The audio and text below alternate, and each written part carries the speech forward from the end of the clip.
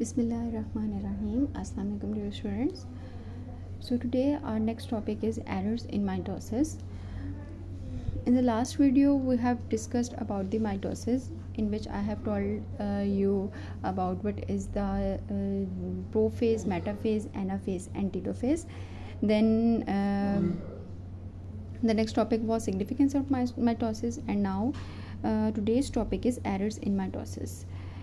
Errors जैसे कि अब मैं आपको समझाती हूँ. एरर्स का मतलब होता है मिस्टेक्स.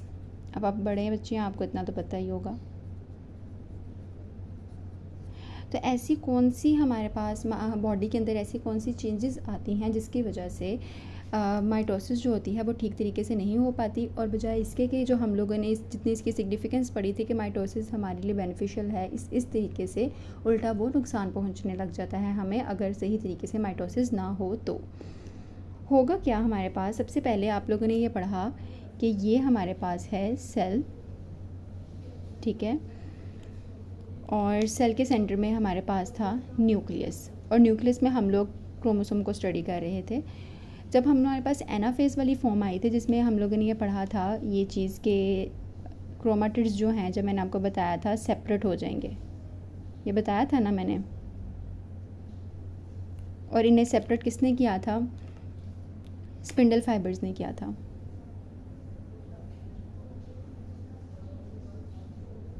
ठीक है. और फिर बाद में हमारे पास ये 2 डॉटर सेल्स बन गए थे, और हर डॉटर सेल के अंदर न्यू क्रोमोसोम्स, हम लोगों ने कहा था 3 क्रोमोसोम बने, number of chromosome remain same as in the parent cell. ये है जी पुराना टॉपिक. अगर हमारे पास ये डिवीजन जो हम लोगों ने एनाफेज में पढ़ी है, जिसमें मैंने ये बताया है कि क्रोमोसोम्स जो हैं, ये क्रोमोसोम है और वो सेपरेट हो जाएगा, और हर डॉटर सेल के अंदर ये एक एक क्रोमाटिड चला गया. ठीक है. तो अब हम लोगों ने कहा ये पेरेंट सेल का क्रोमोसोम था, ये हमारे पास डॉटर सेल्स हैं, इसमें भी नंबर ऑफ क्रोमोसोम 1 है, इसमें भी नंबर ऑफ क्रोमोसोम 1 है, इसमें भी नंबर ऑफ क्रोमोसोम 1 है.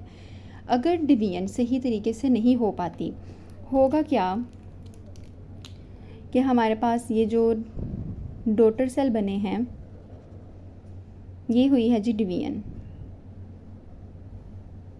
ठीक है. इसको आना चाहिए था इस तरह से, हमारे पास स्प्लिट हो गई, ये इस तरह से आ गया. हुआ क्या, ये एक ही क्रोमोसोम, ये जो क्रोमोसोम के जो दोनों सिस्टर क्रोमाटिड्स थे, वो एक ही, जो हमारे पास डॉटर सेल 2 बने हैं ना, उनमें से एक ही सेल ने रिसीव कर लिए, दूसरे के पास कोई भी क्रोमोसोम नहीं गया. ठीक है.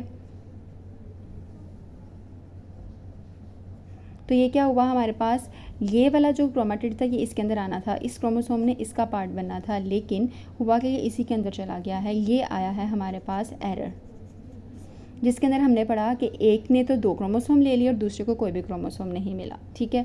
दूसरी चीज़, अगर हम कहते हैं माइटोसिस हमारे पास सही नहीं बनती, नंबर ऑफ सेल्स जो होते हैं वो हमारे पास अनलिमिटेड उनकी ग्रोथ होने लग जाती है. मतलब जितनी हम लोगों को चाहिए इस सेल की ग्रोथ, उसकी हद से उतनी वहाँ पे आके वो रुकी नहीं. डिवीजन होती जा रही है, ग्रुप ऑफ सेल्स बनते जा रहे हैं. ठीक है. ये मैं कह रही हूँ जो ग्रुप ऑफ सेल बनते गए, जो क्लस्टर ऑफ सेल बनता जा रहा है ना, ड्यू टू एरर. कि माइटोसिस रुक जानी चाहिए थी लेकिन नहीं रुक पा रही. अब क्या होगा, उसको आप लोग नाम दोगे tumour. Unlimited growth of cell, यहाँ कह लो अनलिमिटेड सेल डिवीजन, जो भी आप इसे नाम देना चाह रहे हैं. सॉरी. अच्छा, ट्यूमर की हमारे पास 2 टाइप्स होती हैं. एक ट्यूमर को कहते हैं बिनाइन और एक को कहते हैं मैलिग्नेंट.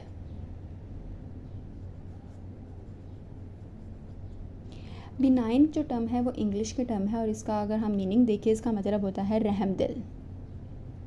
यहीं से आपको याद होना चाहिए, बिनाइन ट्यूमर जो होता है ना, बॉडी में जिस भी पोर्शन की जिस बना हुआ होगा ना, उसी जगह के ऊपर रहेगा, वो दूसरे बॉडी पार्ट्स की तरफ डिवाइड नहीं होगा. मतलब कि जो हमारे पास ट्यूमर है ना, उसने अपनी पोजीशन को चेंज नहीं करना, स्प्रेड नहीं होना उसने. तो इसको हम लोग इसी सेंस में ले लेंगे, जब वो रहमदिल है, उसने दूसरों को कोई नुकसान नहीं पहुंचाया, जिस पोजीशन पे था ना उधर ही गड़बड़ हो रही है. ठीक है. इसे हमने नाम दिया बिनाइन ट्यूमर. लेकिन मैलिग्नेंट ट्यूमर क्या होता है कि वो स्प्रेड होना शुरू हो जाता है, जहाँ पर लोकेट कर रहा था उसने बाकी सेल्स को भी डिस्टर्ब करना शुरू कर दिया, और उसकी वजह से जो हमारे पास डिज़ीज़ कॉज होगी उसे हम लोग नाम देंगे कैंसर। ठीक है, या आप लोग कह दें मेटास्टेसिस। अब आप बुक की तरफ से देखें, एरर्स में जो उसने बात की है, सबसे पहले ये मेन चीज़ जो आप लोगों ने पढ़नी है, एनाफेज के अंदर जो इसने बोला है कि, एक मिनट, यहाँ पर कि एनाफेज जो हमारे पास स्टेज थी उसमें सिस्टर क्रोमेटिड्स सेपरेट होकर अलग-अलग डॉटर सेल्स के अंदर जाने थे, लेकिन ऐसा नहीं हुआ। ठीक है, वो उसको करने में फ़ेल हो गया, जिसकी वजह से एक डॉटर सेल ने तो दोनों के दोनों सिस्टर क्रोमेटिड्स को रिसीव कर लिया और दूसरे डॉटर सेल के पास बेचारे के पास कुछ भी नहीं गया। तो ये उसने कहा ये एरर है। दूसरा वो कह रहा है अगर हमारे पास माइटोसिस में डिवीजन में मसला आया है तो हमारे पास अनकंट्रोल्ड सेल डिवीजन होना शुरू हो जाएगी और मैस ऑफ सेल बनेगा। ठीक है, उस मैस ऑफ सेल को आप नाम देंगे, इट इज़ कॉल्ड ट्यूमर। ठीक है, अगर ट्यूमर अपनी पोजीशन पर ही रहेगा, अपनी जगह को नहीं चेंज करेगा, तो उसे आप नाम देंगे बिनाइन ट्यूमर। और अगर वो इन्वेड करता है और फैलना शुरू कर देता है तो उसको आप नाम देंगे मैलिग्नेंट ट्यूमर। ठीक है, और इस स्प्रेडिंग को साइंटिफिकली हम लोग क्या नाम देते हैं, मेटास्टेसिस। ओके, तो आज हमारा इतना सही टॉपिक था और ये बहुत ज़्यादा इंपॉर्टेंट है। शॉर्ट क्वेश्चन में आता है डिफरेंस बिटवीन बिनाइन और मैलिग्नेंट ट्यूमर, ये भी आ सकता है, व्हाट इज़ ट्यूमर ये भी आ सकता है, एंड डिफाइन मेटास्टेसिस ये भी आ सकता है। तो हर तरह से आपने कंप्लीट पैराग्राफ इसको याद करना है। ठीक है, ओके, थैंक यू, अल्लाह हाफिज़।